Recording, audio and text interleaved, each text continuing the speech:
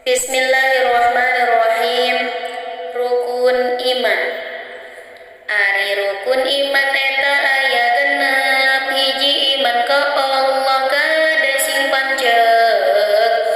Dua iman kana para malaikat makhluk Allah anu henteu gaduh syahwat. Jibril nurunkeun wahyu eta tugasna. Mikail nurunkeun hujan di dunya. Israfil tugasna niup sangkakala. Israil tugasna pikeun nyabut nyawa. Malaikat mungkar nakir pikeun nanya ka jalma dina jero kuburanana. Rokib atid nyatetkeun amalna jalma. Hade goreng moal luput sadayana. Malaikat Malik penjaga neraka. Malaikat Ridwan penjaga surga. Tasapuluh nu wajib diapalkeunna. Saesana mamung Allah anu uninga.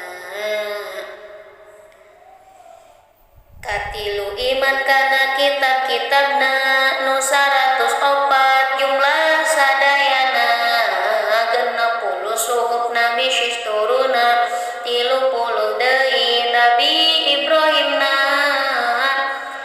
10 suhuf turun ka Nabi Musa disusul ku dipasihan Tauratna.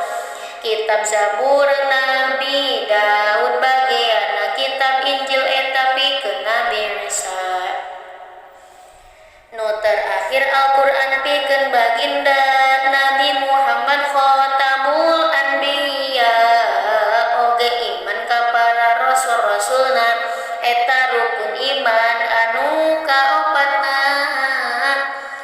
Ari rasul eta manusia biasa anu dipasihan wahyu ku Allah sarta diparentahkeun nganepikeunna ka sakabeh jalma ti masing umatna. Iman kana poe kiamah kalima kana kodok-kodar eta kagenepna. Atas sakitu rukun iman sadaya